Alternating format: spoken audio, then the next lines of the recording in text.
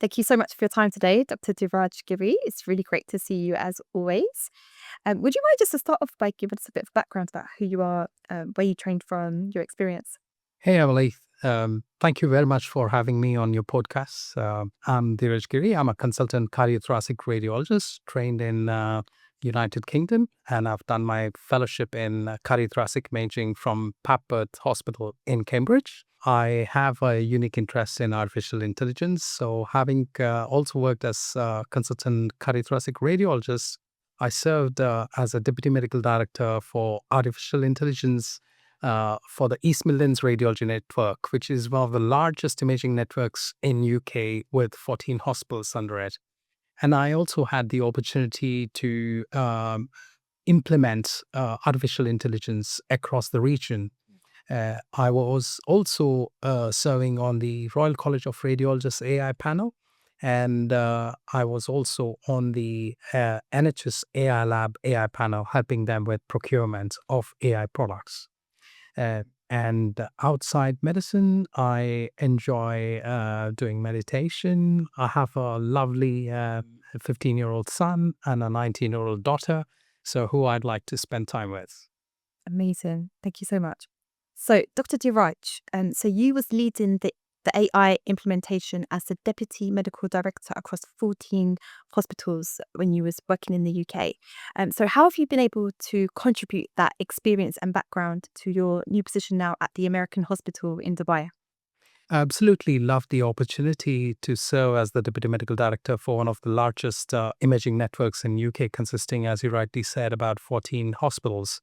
One of the challenges which come across when you deal with AI at scale is different hospitals have different IT setups, different AI needs.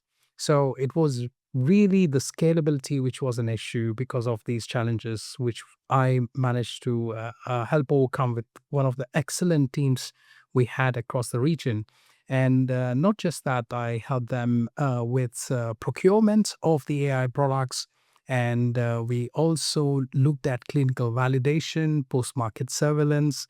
We did a project on explainable AI. I tried to identify whether AI can be biased to a particular group and what could be done to mitigate those. And we also ventured out and explored explainable AI in that process. So all this experience gave me a wealth of knowledge, skills, which I could use not just within my region, but at a national level, contributing to the Royal College of Radiology and NHS AI Lab AI panel. And I brought forward those skills when I came to Dubai. And fortunately, the hospital recognized my skills, and they have appointed me as the clinical lead for informatics. They have also welcomed me in the AI panel where I contribute to the discussion. There is an excellent team at American Hospital, and I add my wealth of experience. I've managed to procure artificial intelligence product to be used in cardiac imaging. Okay. We did a clinical validations, and then it was successful, and we have already done the procurement, and I'm currently using it. We have done another AI validation. We tried to match it with the current gold standard, and not just AI versus humans, but we managed to look at how one AI matched against the other AI's performance as well. So all this, I think, would add value to what my hospital's vision and goal is towards artificial intelligence. Amazing. So they had this new AI system. Was it already there before you joined the hospital, or they invested once they hired So you? this we are very early in the procurement process and implementation process. So there was one particular product which I saw great benefit in adding straight away. Okay. And fortunately, my clinical leadership supported it, and the availability of funding was made easy. So I was able to implement that in a short period of time. Perfect. And at the moment, we are looking at a few other products which add value above and beyond to what a human can add value to a cardiac CT reports. We're talking about identifying biological markers, and we're talking about adding more value to the report just beyond what we are normally used to in our medical reporting. Oh, it sounds like the American hospital is a very good fit for your clinical skills and your experience. It's one of the top hospitals in the region Yeah, in terms of uh, who runs the hospitals with the financial backup, which gives the stability, the world-class team from yeah, all parts of the world, including US, Europe, and UK, yeah, and the great leadership support we have both from the CEO and the clinical leadership within the department. It allows us to thrive and be able to deliver world standard care within Dubai. absolutely. Yeah, so because it's just so important, to obviously make sure that the doctors are, introduced to the most appropriate hospitals for their caliber, training, background, expertise. And what was the what, I think it was on your mind for a while that you wanted to work in Dubai. Yes. But do you remember the thought process? Like, what made you make the decision? Like when you did, like what was it that sort of made you to decide to relocate to Dubai? Interesting question. So I've been thinking about moving out of UK for a while because I reached a pinnacle of what I could contribute Yeah. both at my hospital level, in the region, and national level. And there were opportunities to grow further, but not at the pace I would have loved to do that. Yes. In that scenario, I was thinking about various other places, including a head office from New Zealand, Saudi Arabia, and India and Dubai. Dubai stood out because of the world-class infrastructure it has, world-class hospital, and world-class physicians who you get to work with. And some of the private hospitals have got the ability to get the best-in-class equipment, including some of the AI products which I'm trying to bring in. There is great support for that. And it also offers an opportunity to contribute your knowledge, which you have gained over decades within a great Western health system, and bring about rapid transformative changes within the local hospitals. For example, after I joined, I was able to reduce the radiation dose for cardiac CT by more than half. I Wow. was able to improve the image quality for the cardiac CT imaging. And then we managed to double the throughput by reducing the time needed to scan each patient, which we were doing for 1 hour previously, but now we only do it for half an hour. And we have doubled the number of patients we scan compared to last year. To be able to do that, I think all the valuable experience I had gained from a UK NHS healthcare setup and the opportunity to be able to implement those knowledge skills Yeah. within this system is a great opportunity. Ah, so inspiring. I'm so proud to know you, honestly. Thank you. Yeah. So your training at the Papworth Hospital in the UK is highly recognised, as this hospital, is world renowned for having, the referrals of the most complex cardiac patients. So how has your experience there? What's some of the key skills and experience that you learnt there that changed your approach to cardiac imaging? I was so grateful for the opportunity to having been trained at the Royal Papworth Hospital in Cambridge. It's one of the world's premier institutes doing pioneering work in both surgery and imaging when it comes to the heart. I got to work with some of the most reputed doctors in the country, and that's allowed me to try and get quick insights into the highest standard you could offer to the patient Yeah. and the nuances, the fine nuances of the cardiac imaging skills, which I could rapidly learn from one of the best in class in the world.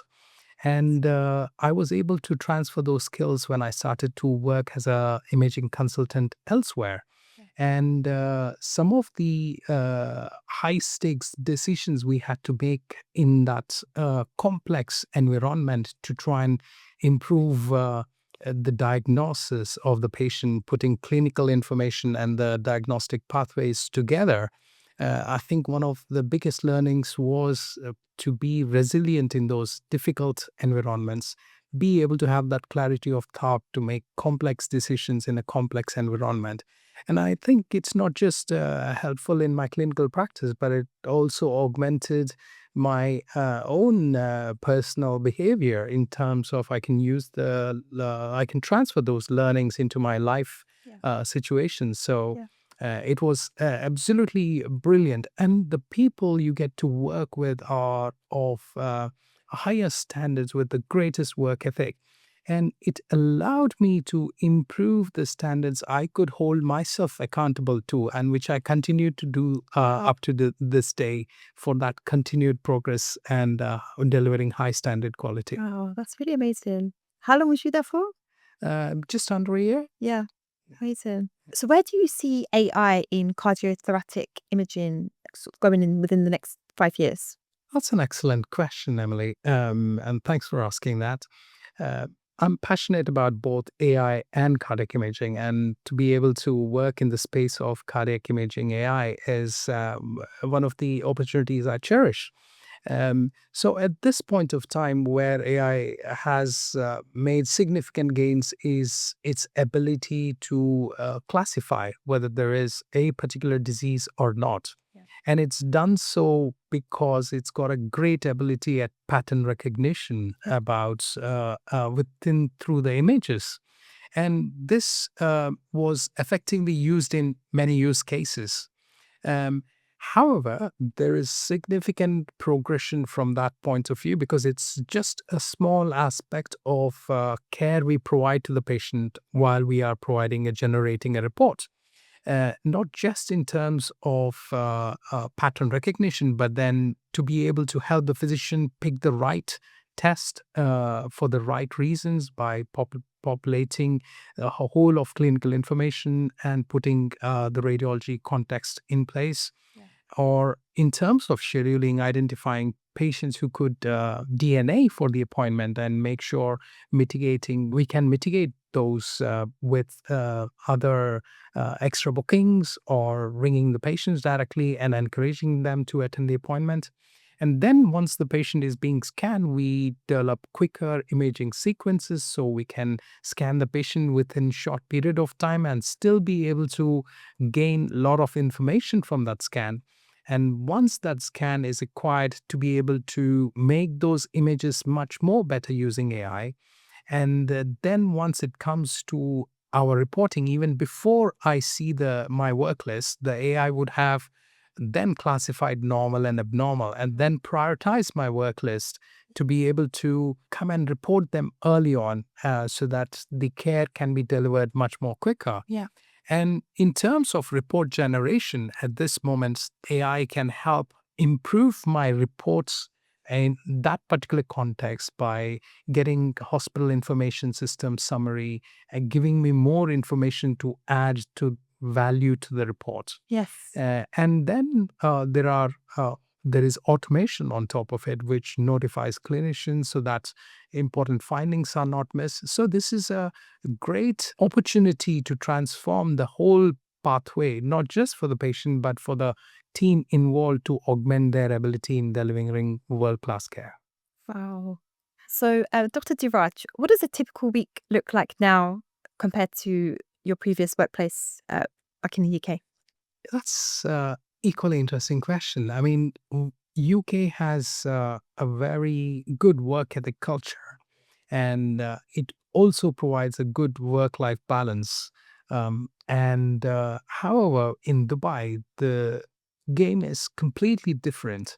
In that you work in a very high-performing team, so you have to naturally up your game to match what is not just expected, but to make those self improvements that you improve your ability, knowing that you can do more than what you would normally do. And I think compared to the NHS system, here things can move very fast, rapidly fast. And if you want a particular product or a machine or AI product and you make a good business case, and add value to your patient care and support your clinicians in delivering the best possible care for their patients, it gets done quickly. I can't imagine that happening the same way within the NHS ecosystem. So I absolutely love the opportunity to be able to come up with ideas for improvements and be able to implement.